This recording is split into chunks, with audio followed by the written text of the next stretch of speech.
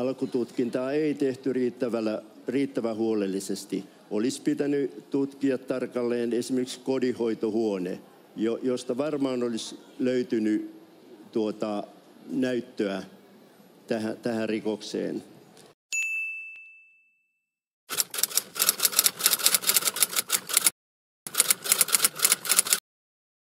Paikalla on todistaja Esa Juhani Koivuniemi.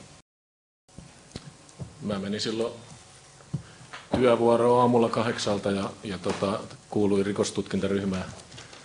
Olin ryhmäjohtajana toisessa tutkintaryhmässä, mihin sitten tuli tämä juttu. Muistatteko te enää sitä ensimmäistä kertaa, eli joka sitten ilmeisesti oli se tapahtumapäivän tai yön aamu, niin ketä siellä oli paikalla ja millaista niin kuin käskyjakoa siellä tapahtui, mitä ohjeistettiin ja mitä katsottiin? Mä muistasin, että meitä oli varmasti joku, en nyt ihan tarkkaan muista, mutta saattoi olla 5-6 tutkijaa tutkintaryhmistä. Tehtiin jotakin työnjakoa? Me jaetaan yleensä, kun me mennään tuollaisella paikalla, niin jaetaan siinä paikalla, että kuka katsoo mitkäkin paikat, ettei katso päällekkäin paikkoja. Siellä tehtiin paikalla sen keskenämme jakoa, että kuka katsoo mitkäkin paikat. Joo, muistatteko te, mitä te katsoitte sitten? Mä katsoin, pihaa katsottiin laajemmalti ja sitten ulkona mä katsoin se piha perällä olleen varaston ja autotallin katsoin ja sitten katsoin sisällä sen, onko se sitten jonkinnäköinen pukuhuone, missä oli niitä pusseja jonkin verran ja sitten semmoinen joku työhuone, missä oli jonkun verran tavaraa kanssa. Me katsottiin Kostensalon kanssa jo eteistä. Katsoin hiukan, että ne oli ne paikat, mitä mä katsoin. Joo. Millä tavalla näitä paikkoja käytiin läpi siis? Miten avattiinko pusseja tai käytiinkö? Kyllä, esimerkiksi ne kaikki pussit, mitkä oli siellä pukuhuoneessa, niitä oli jonkun verran. Niin mä kävin ne suurin piirtein, tai ei mitään suurin piirtein, mutta kävin jokaisen pussin läpi sillä, ettei sieltä löydy mitään asiaan liittyvää. Aivan. Oliko se normaalin tutkinta niin rutiinien mukaista sitten vai? Se oli, tekniikka menee tarkemmin ennen meitä ja me tullaan katsoa sit, jos asiaan löytyy selkeästi jotain liittyvää, verisiä vaatteita, tekovälineitä, jälkiä, jotain asuntoon kuulumattomaa, niin etsittiin tämmöisiä asioita. Oliko joku erityinen esine tai muuta vastaavaa, mitä sieltä nyt lähinnä sitten tiedettiin etsiä tai osattiin etsiä? Me etsittiin muun muassa tietysti verisiä vaatteita ja sitten tekovälineiksi sopivia esineitä ja sitten, koska siellä oli se verinen kengänjälki, niin vertailtiin asunnosta löytyneet kenkien pohjia siihen verijälkeen, jos se kengät löytyisi asunnosta.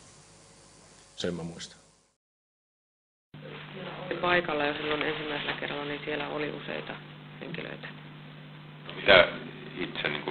Mitä paikkoja katsoitte silloin ensimmäisellä kerralla? Mikä oli teidän oma tehtävä?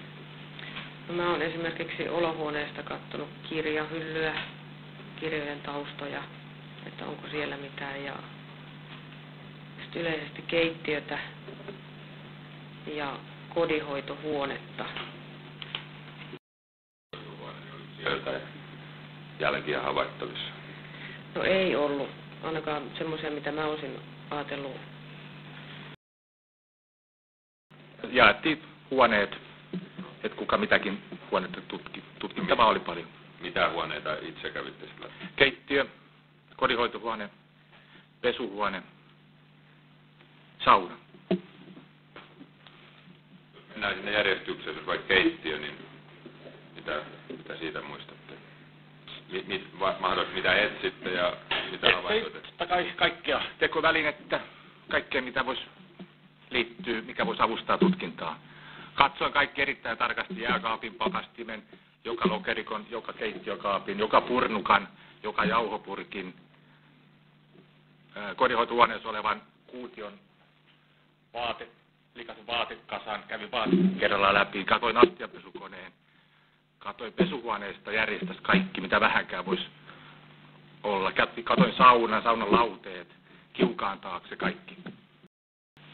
Mutta jos joku olisi liittynyt, niin olisin siitä kirjannut ylös jotain. Olisi pitänyt tutkia tarkalleen esimerkiksi kodinhoitohuone, josta varmaan olisi löytynyt näyttöä. Jäikö kodinhoitohuone tosiaan tutkimatta? Tämä on valhe.